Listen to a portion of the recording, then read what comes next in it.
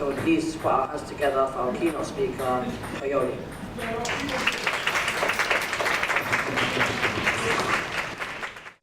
So, for the very first task, I'm kicking off with something that I've never done before.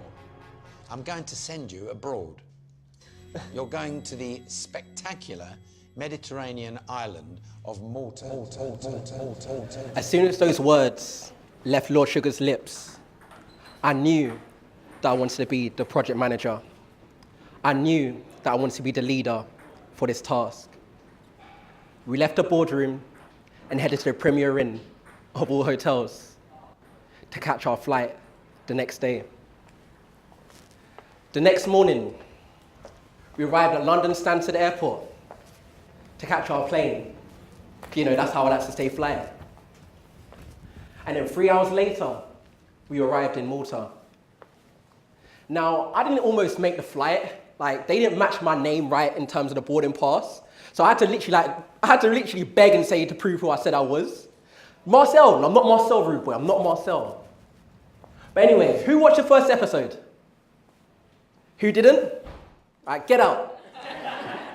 No, I'm joking.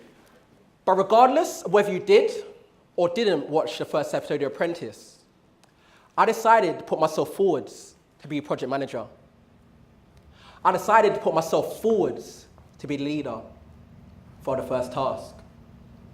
And now, to the delight of my team, they let me. But it's not like they really had a choice. Like, yo, are you gonna stop me? They let me be the leader for the first task. Now, I think they let me do it for this one main reason. This one main reason. Like, coming close, this one main reason. Because no one, I mean absolutely no one, wants to be the project manager for the first task. I mean, like, why would you do it? Because if you're the project manager for the first task and you lose, you're in the direct firing line to get fired. You feel that, right? Yeah. Sorry, man. And of course, nobody wants to get fired first. So why on earth would you want to put yourself forward to be project manager for the first task? Who would do that? Me! I would do that. And why?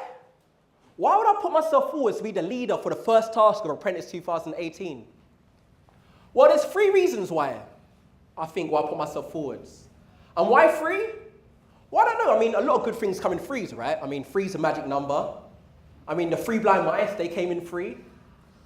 I mean, the 3 little pigs, look, they also came in a 3. And guess what? Even triplets come in a 3. And when you look at that, I also gave you 3 reasons why I'm going to give you 3 reasons why I was a team leader for the Apprentice for the first task, if that makes sense. So the first reason, Coyote, why were you the team leader for the Apprentice for the first task? Well, that would be a great question from this intelligent audience. First reason, because I just wanted to quickly get it out of the way, just like get it out of the way, nice and early.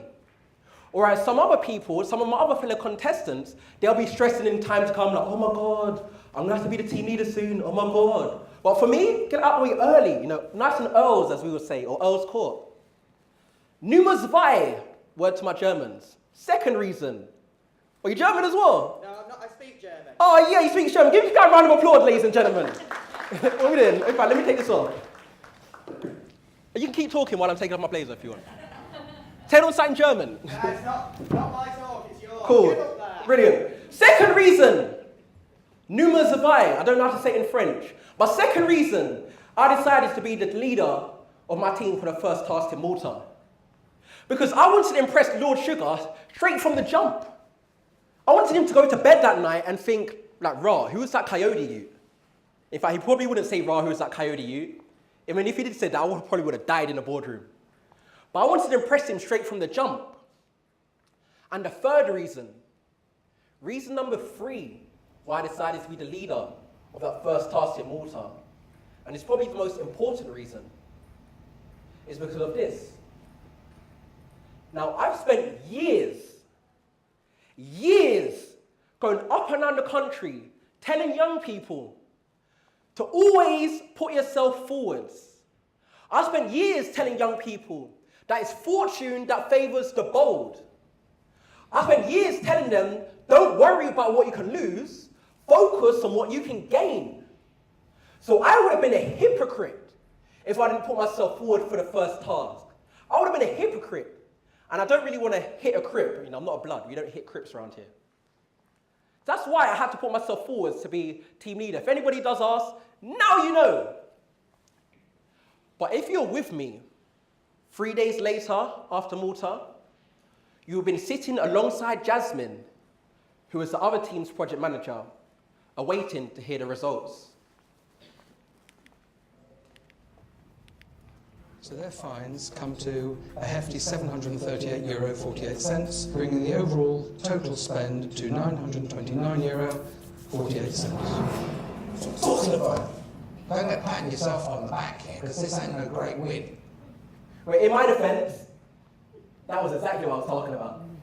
I mean, look at that face, like, that is guilty as charged, man. That was guilty as charged. But I think this picture really depicts how much that victory meant to me. Now, it's not because Jasmine's looking there looking pissed that she lost to me. In fact, maybe that's the main reason, actually. Maybe that's why I'm so happy. But the reason why I'm clenching my fist like this and doing my legs like this is because I know that when it comes to leadership, the fish stinks from the head down. I know that when it comes to leadership, that everything rises and falls on leadership. I know that everything rests on leadership. Yo, Theresa May, did you hear that?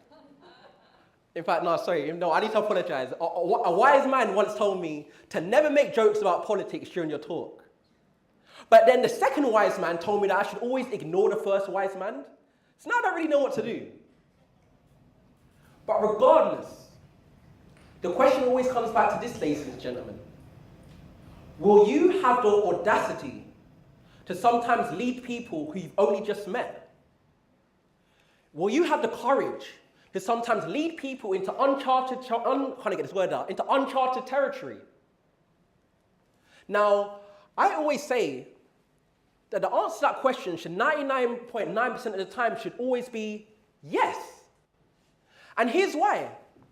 Because that example I gave, that example was extreme. You're not really going to be in a situation where it's that extreme.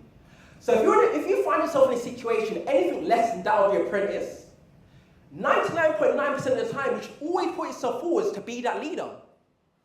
Coyote, why 99.9% of the time? Oh, what a great question. Who said that? What a great question. The reason I say 99.9% of the time is because if I said 100% of the time and it went wrong, then you could come back and blame me. So I've got to leave room for error, right? We don't have any fingers blaming me. But the reason I say 99.9% of the time is because not all the time you should be the leader. The guy decides to be the leader, and he leads his team into a swamp, and they all get eaten by alligators.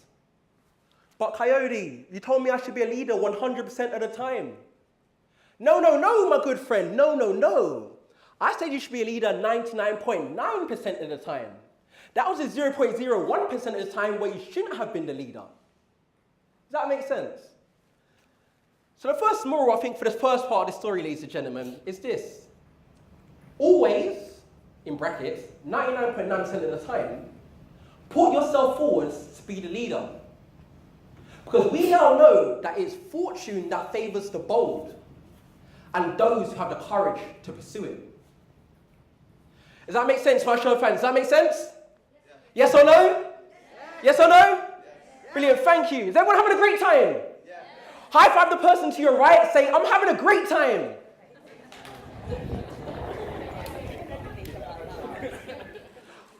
High five the person to your left and say, this guy knows what he's talking about.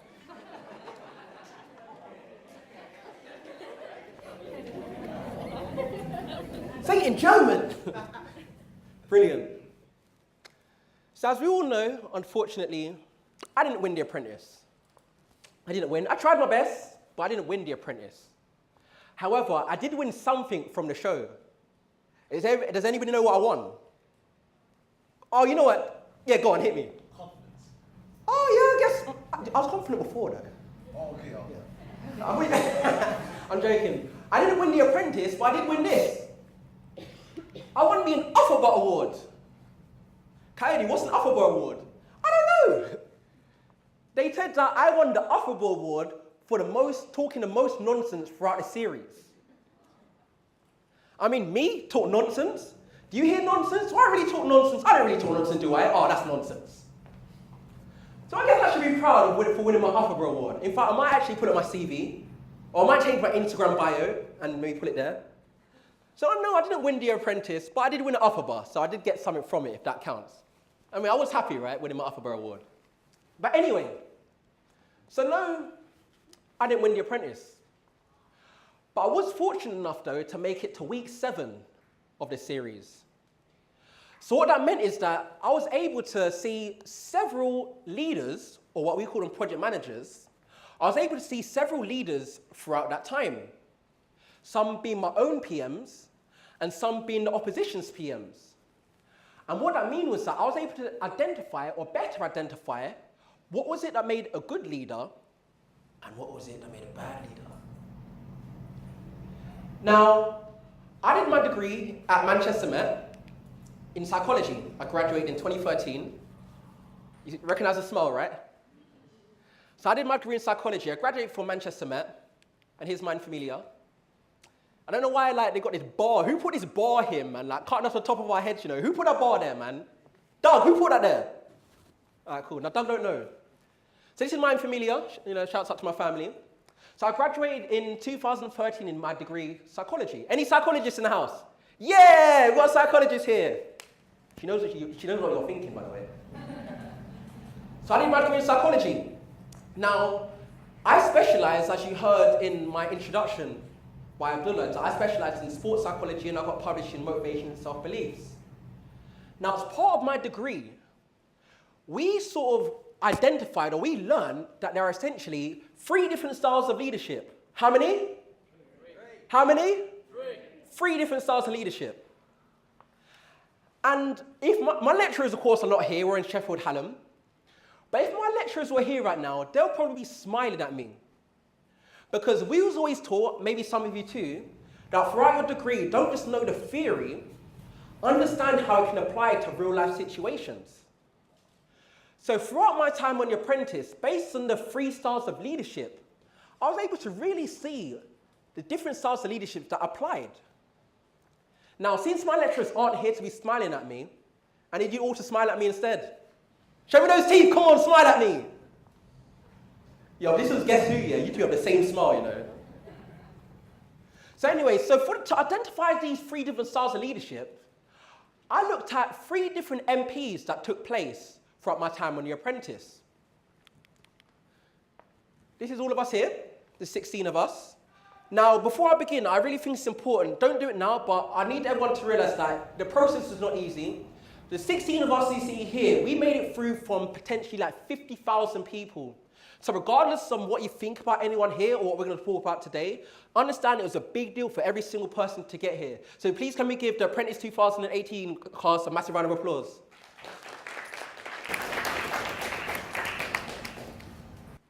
Apart from Jasmine. I'm joking. She lost to me, but we're all good. Now, this is the first person I want to talk about. Ladies, you're welcome. But this was my roommate, Tom. This is our room, and there's my water bottles. Can you see it? In fact, it looks like it's the same one as well, you know. It's mad. You know, I'm a big fan of my water, man. You got to keep your pH at 7.0. So this is my roommate, Tom. Now, Tom, bless his heart, I think he should have got a lot more credit during the show than he actually did. Do you want to know why?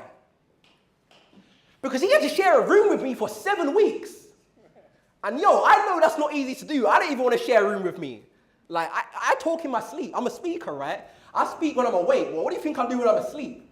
I'm still speaking. We'll wake up in the morning sometimes what happened last night? What did we talk about? You know when you had a conversation in your sleep but you just can't remember? We'll be having full-blown conversations throughout the night. Wake up, have no idea. So I think Tom deserves a lot more credit for being able to put up with me for 7 weeks. Now, on task, I believe it was number 3. Tom decided to put himself forwards to be the project manager or the leader for the donut task. Does anyone remember the donut task? Yeah. So Tom put himself forwards to be the leader of the donut task. Now, they lost, because I was on the other team, of course. G, thank you. Where's the G's at? Come on, man. So unfortunately, they lost. Now, like I said to you, I like to think of myself. I like to at least try to think of myself as being very analytical. Now, when they lost, this is what Karen Brady had to say. So, Tom, the project manager, Karen, you're not too impressed with him, are you? On this task, he didn't really lead from the front. He was very concerned that everybody was happy and doing something that they were enjoying and giving him positive feedback. He was more project coordinator than project manager.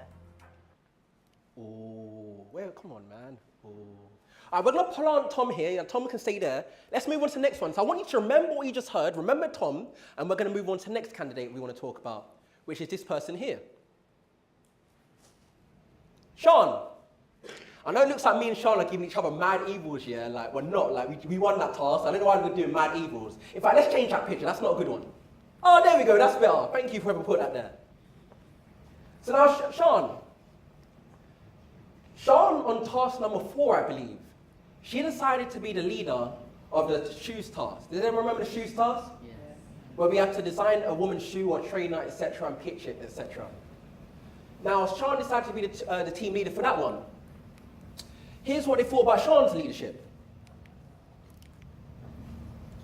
Well, this week, project manager of the triumphant Team Typhoon was Sean, and she was clearly in charge of all the winning team's decisions. Or was she? I just sensed, Alan, that Sean was deferring to Daniel and Camilla.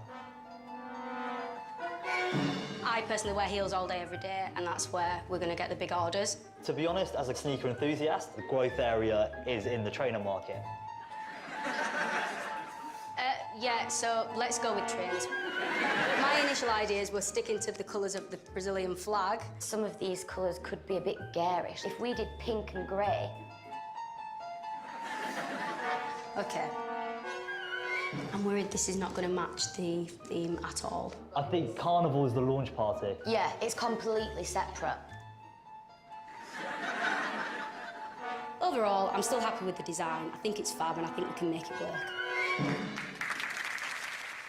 Okay, so you've had a quick look at Tom. Tom's over there. We've had a look at Sean. I want you to remember what you've just seen. Final candidate we're going to look at over here is this person. Now, I warn you, I don't have a picture with this person, which you might know why. Okay, I didn't manage to get a picture. Now, Khadija, shouts out to Khadija. Khadija was a project manager for task 2 when we had to design a comic. Here's Khadija's leadership style. Right, we're not doing La Piscine. And it is La Piscine, because if it's La Café, La Bibliothèque, it makes sense that... Is it La or Le? It must be La, because if... No, but you're saying it must be. I need confidence. Is it I'm not La Piscine, yes or no? sure. Then if you're not 100%, I'm not doing it.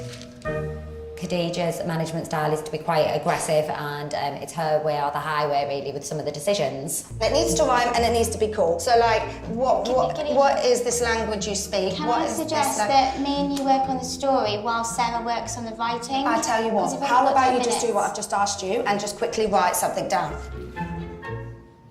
Yo, I think that's sick. Now, how about you just do exactly what I told? Like that, I think I rate that. Is it la or le? Is it no? You don't. Be gone la or le. Be gone la or le. I think I rate it highly. But anyway, so we've now seen 3 leadership styles, right? We've seen Tom, we've seen Sean, and now we have seen Khadija. Now for this next part, you know that heart attack? This is the one I done earlier. We have 3 buckets. And I'm going to write down. They didn't get me a wireless mic. They didn't get me a handheld mic or a hand-free mic. Thank you. Right, I need 3 volunteers. 3 volunteers. Anyone? 1, 2, 1 more. 1 more. 1 more volunteer. Oh yeah, Abdullah, come up. Brilliant. All right, so you can be, what's your name?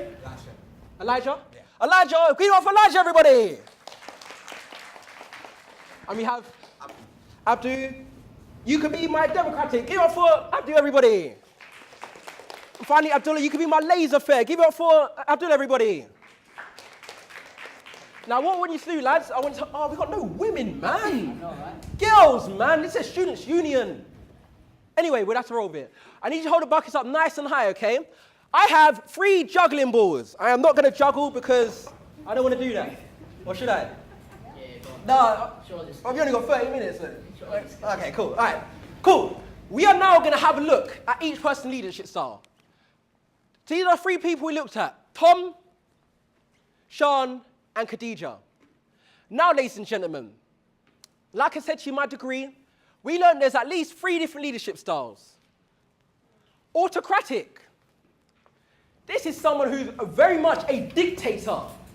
Do as I say. Yes. You said I was going to say a rude word, so thank you for saving me. We have our democratic buckets, our democratic leaders.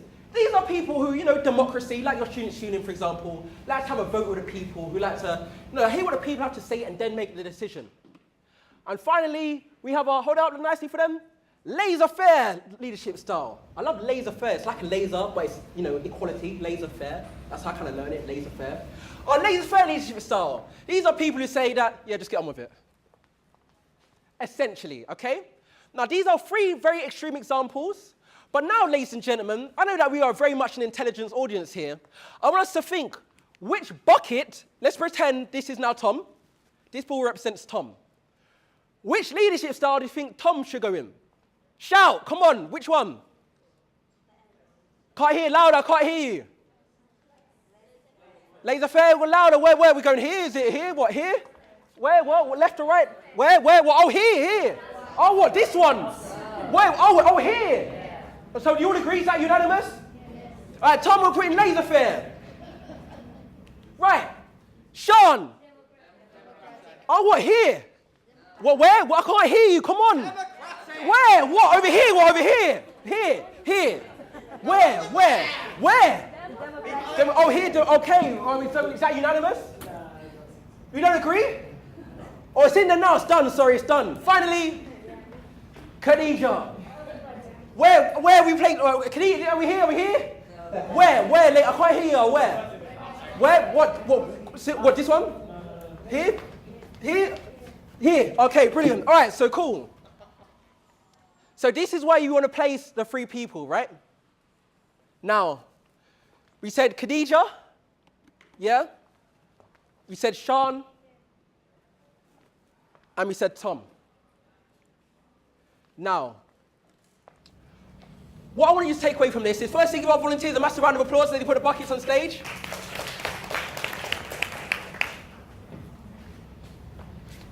Now, I'm glad we had some disagreement between us as to which bucket we should put certain balls in for the leadership styles of our 3 apprentice candidates.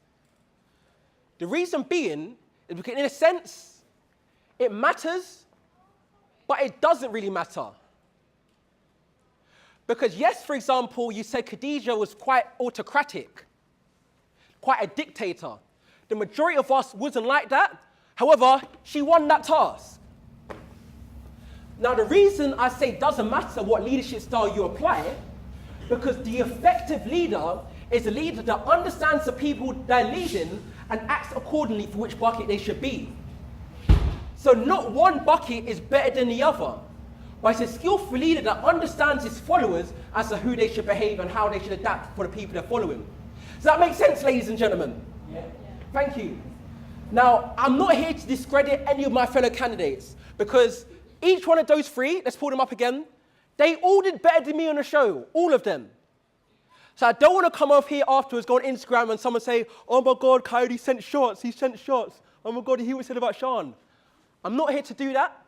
I'm just here to use their experience on the show to perhaps show how you can perhaps use their experience to help you with yours. Because it's a wise person who uses other people's experience for their own lives. I put my hand in the fire and it burnt me. The guy says to me, you know what, I don't believe you, I'm going to put my hand in the fire too. No, my good friend, no. I think in that circumstance, you should believe me when I said it hurt when I burnt my hand. So I just want you to see their examples on the show for how you should apply it to your own lives.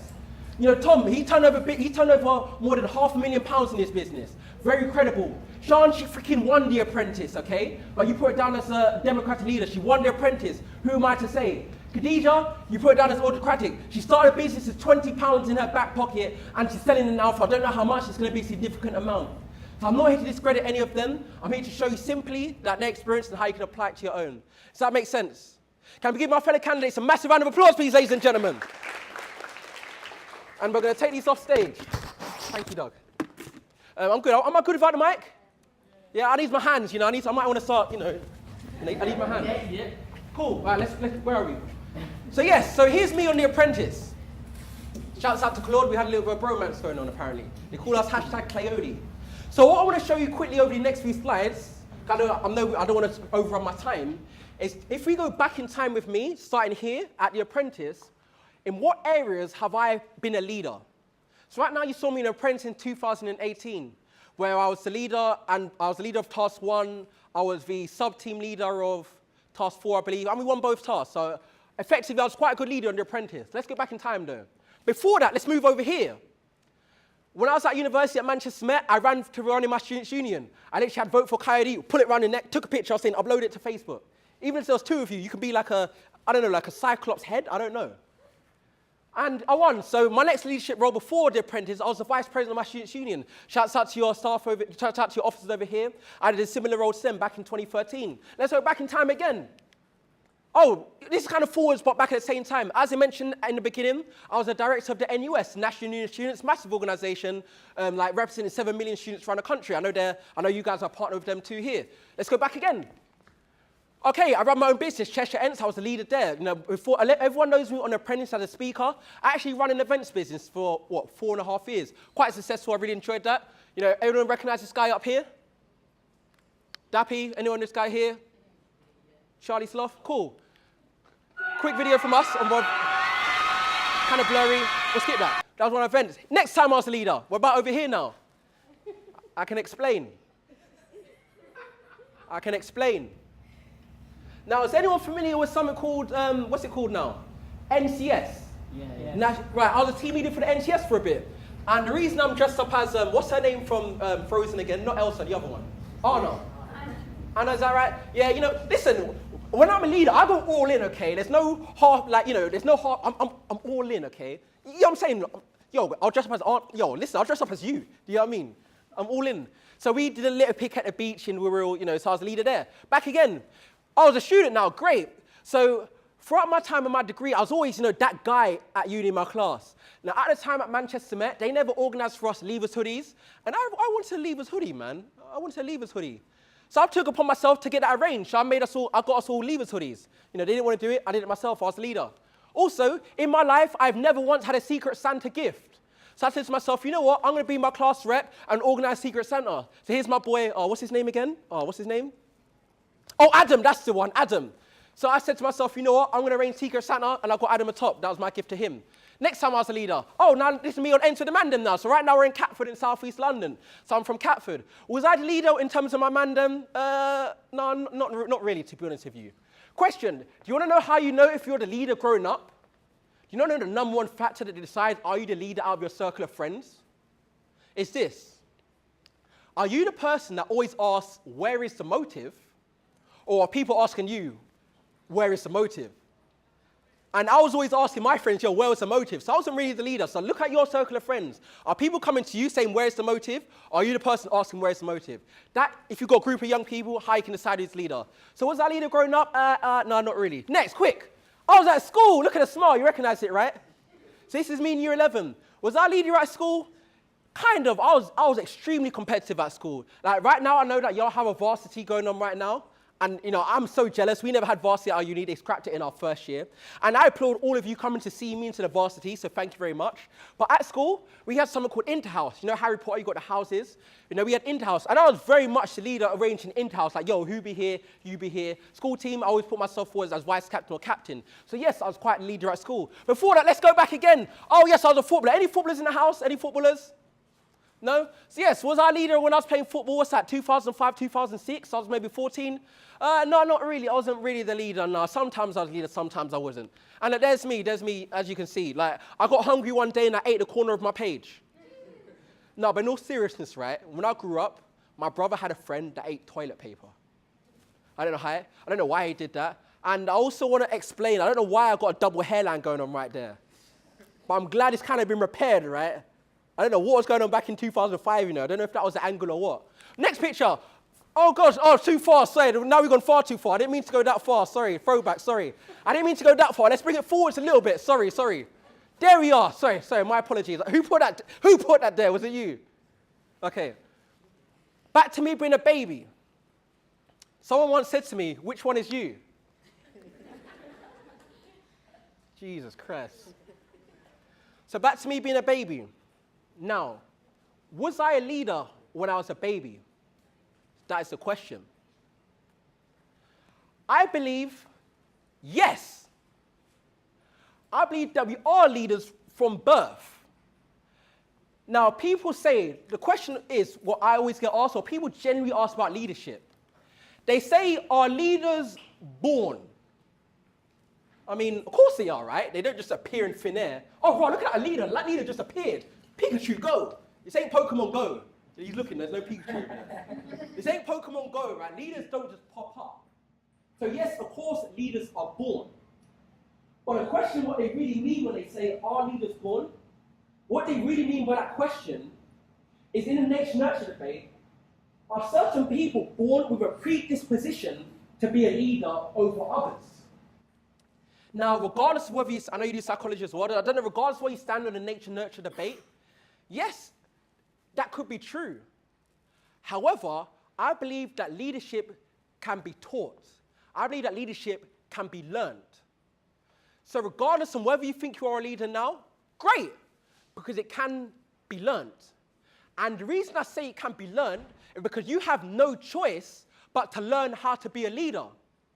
Because even if you're not leading anybody else, guess who you are always going to be leading? Yourself. Because if you're not leading you, then who is? That's a question I think you might want to figure out. You know, the guy is on a ship. He's on a leadership, actually. The guy is traveling on a ship. I said to the guy, where are you going? He says, I don't know. So I said to the guy, well, who's leading you? Again, he says, I don't know. See, if you end up being that guy, they'll take you away to a safe place with padded walls so you don't hurt yourself. You should always be known who's leading you and also where you're going. Because from birth, you've been doing that. And you'll be carrying on being a leader throughout the rest of your lives. Now, I know that each of us definitely has more than ourselves just to lead. I don't know any of you by name, but I know that each of you definitely has more than yourselves to lead. And here's why I say that. Let's look at social media. Your Facebooks, your Instagrams, for example. Who here has 100,000 followers or more? Oh, well, it's popular, you know. 100,000 or more. Stand up if you have... No. Okay, if you have 100,000, you know, you got comma in that. 100,000 or more, stand up. If you have 50,000 followers or more, stand up.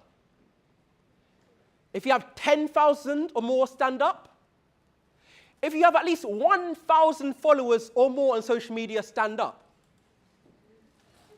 Stand up, stand up, stand up. If you have at least 500 followers on social media, stand up. At least 500 across your social media. If you have at least 100 followers on social media, stand up. At least 100 followers, stand up. If you have at least 10 followers on social media, stand up. If you have at least 10 followers on social media, stand up. How many followers? At least 10, stand up. If you have at least 1 follower on social media, stand up. If you have at least 1, and if you don't, delete all of your accounts. There's no point you having it. Right, so look around the room. Stand up, stay standing, stay standing. Look around the room. You all here have at least 1 follower on social media. Otherwise, I'll get my mom to follow you if you don't. You know what I mean? You all at least have 1 follower on social media. So what that means is that you are at least a leader to those people. whether it's friends who know you, whether it's people who don't know you. I believe that we each have a social responsibility to the people who are following us to be the best leaders that we can. Does that make sense, ladies and gentlemen? Great. And now that you're all standing, I have now indirectly led you to giving me a standing ovation. So now, if you disagree, you can sit down. But I want to thank you for your time. I've been Kylie Damali. You've all been great leaders, and enjoy the rest of the conference. Thank you very much. Wow, that was mad. Can we thank Coyote again for taking out his time and coming here to Sheffield, Hallam, please? Woo! Thank you.